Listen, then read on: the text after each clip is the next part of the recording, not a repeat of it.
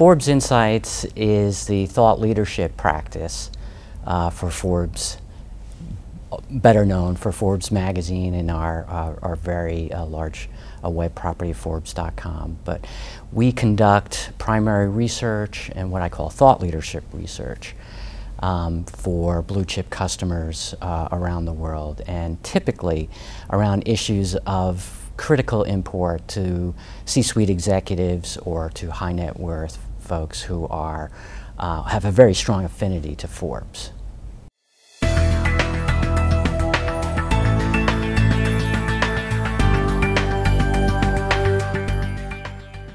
It's made me realize how the concept of quality really truly can change the world.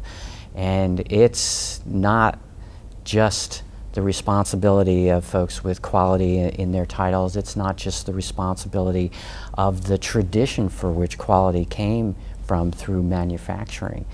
I think about the opportunities for quality in making a difference in people's lives. Imagine the quality focus for organizations that impact us every day. Quality isn't just a back office, not a process, it's not a whiteboard. It's people's lives and changing the world for the better. And that's what I've been inspired and honored to be a part of.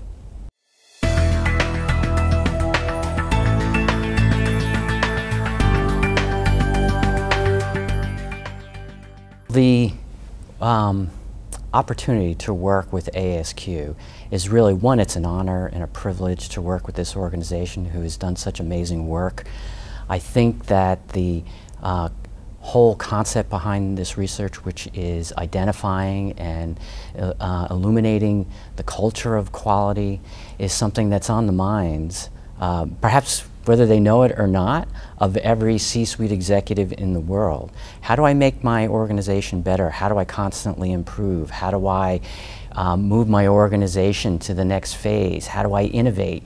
These are all issues that everyone is facing, especially in an era with total transparency. So the idea that quality is somehow relegated to those folks who may be the engineers or systems folks who have official quality responsibilities in their title. Quality is a responsibility for the organization overall. I think this is the exciting thing about how we're working together. What we're finding in our initial results is that quality, or a focus on quality, around visions, values, and leadership is a defining difference between world-class and non-world-class companies.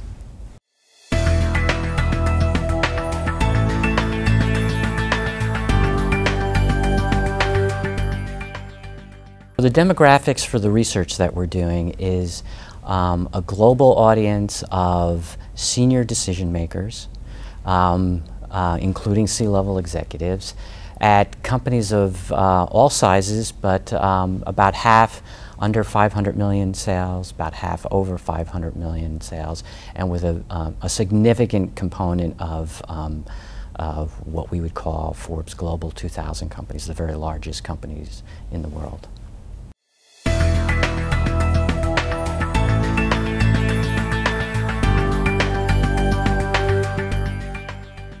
The intended audience is first and foremost anyone who has an interest in quality as a defining element of corporate success. So it's really, the whole idea is to retake the thought leadership position that quality in some respects used to have. Quality was a defining moment, if you will, in the 80s. When the American manufacturing community got together and said, you know, we're a bit under siege, especially from Asian and Japanese high quality products. How are we going to compete? Quality was how they were going to compete. And while the beauty of that is that quality has been, as a result of that, perhaps infused into the organizations overall, it's maybe not as top of mind. It's not the thing that folks are thinking about as the central defining force that can move their organizations forward and really be a point of differentiation in the marketplace. And so thought leadership is anyone who touches that concept, who has interest in quality as a corporate vision and as a mission. But on the other hand, certainly the Forbes audience, which is a natural place for the distribution and really evangelism for quality, are the Forbes audience, which is broadly C-suite executives around the world. Our hope when we put this joint white paper that we've collaborated with the American Society for Quality is that it will engender a conversation, an ongoing dialogue. It's a jumping off point for folks to reflect on where their organization is in the journey towards quality. And it's just the start of a conversation, not the end of a conversation. And we are developing a set of tools and processes in place to engender that conversation through our editorial platforms, through our social media platforms, and then ongoing through what will ultimately be a tool that we create together to help executives assess where they are in this journey towards quality improvement.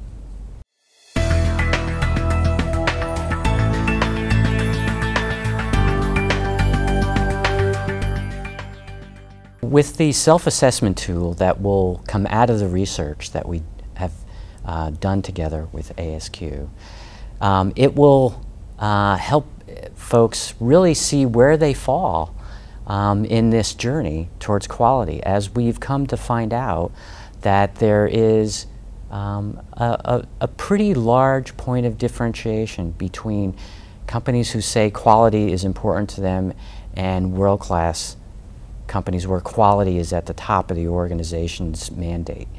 And to assess where they are in that journey and where they can learn and really get better. The whole point is to a self-assessment tool is to how do I learn, how do I get better, how can I use this information to move my organization forward.